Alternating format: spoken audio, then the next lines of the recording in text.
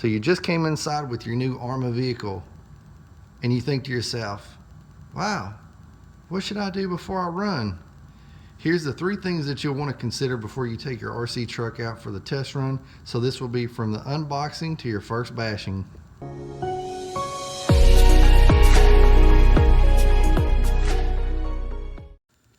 First, we're going to calibrate the ESC and throttle endpoints.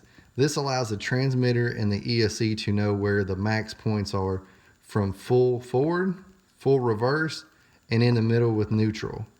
So let's get into how to set that up. First thing we need to do is turn on the transmitter.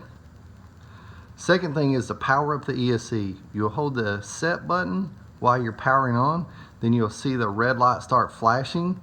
Once the red light's flashing, it'll also make a beeping sound every time it flashes.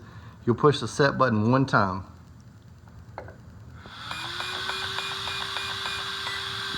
Then you get 1 green, hold your throttle all the way back. Push the set button, you're going to get 2 lights. Then you're going to go all the way forward and push the set button again. You get 3, and then you let go and you'll get the last little green light, and then you're done. Second thing we're going to do is our servo endpoint adjustments. What this does is allows the servo to know the max range that it should turn the wheels from left to right. That way it doesn't overstress the servos. That's something I've seen on the pages here lately in the forums, the Facebook pages, is that a lot of servos are getting worn out because this is not being done, and from the factory they're actually over adjusted, so it's putting excessive wear. So here's what you'll do is you're going to turn the transmitter on while you're holding the steering wheel all the way to the right and the throttle in the reverse position, just like that. Turn the controller on. You'll notice the red light's blinking. When you let everything go, that light should go out. So here's how you're going to adjust it. Turn your truck on. When you hold it to the left or the right and you push the switch here up and down, that's going to increase and decrease the range.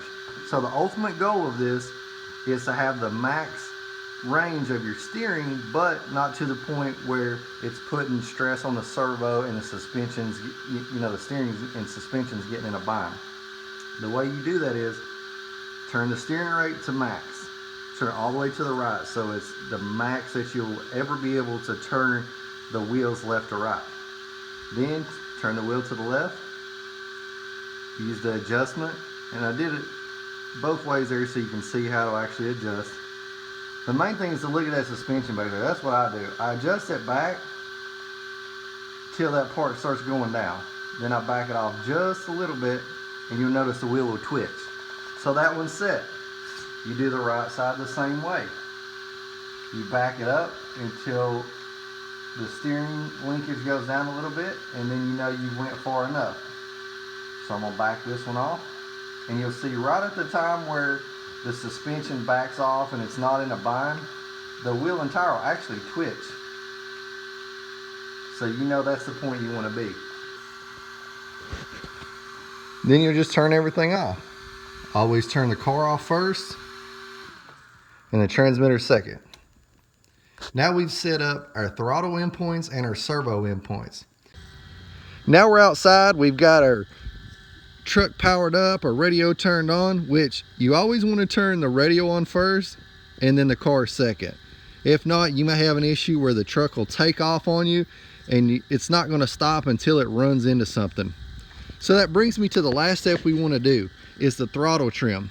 That's going to take out the hesitation and the delay in your throttle. I've seen people saying on the Facebook page and the RC groups, hey, I've got this new radio and new truck and it just seems like I got a delay. Well, the V2 model that was out before this did have that issue with the STX2 controller. That controller was a very poor quality controller and it did have those problems in it. Now the SLT3, I haven't had that issue with this one and everything seems to be fine with the range and the throttle response. But what you want to do is you want to set up the throttle trim. The way you do that is you go to the dial on your controller that says TH, which is your throttle trim. Turn the dial to the right, that's going to turn up the trim. Once the truck starts moving by itself, which you won't even touch the throttle down here, the throttle trigger, the truck will start moving by itself. Back it down just a little bit to where the truck stops by itself. And I'm going to show you what a properly calibrated throttle trim looks like and a throttle trim that's not properly adjusted, so you'll be able to see the difference firsthand on what I'm talking about. So here we go. Just turn up the dial just a little bit. You'll notice the truck is moving by itself and I'm not touching anything. Dial it back just a little bit and you'll see the truck stop. That's how you set the throttle trim. You can see I have the throttle trim dialed back. So watch as I push the throttle trigger, and you'll notice I have to pull the trigger fairly far back for it to actually move. See all that play that it has in it now? And the more you dial that back, the worse it can get. See all the play that it's got in it, and it barely moves? So that right there is why you want to have your throttle trim set up correctly. I would show you how it performs, the difference between the two driving around, but the truck, when you don't have that throttle trim set up correctly, when it's turned down low like that, the truck can have erratic responses. It can take off forward by itself, take off and reverse by itself. And that leads me to my last point.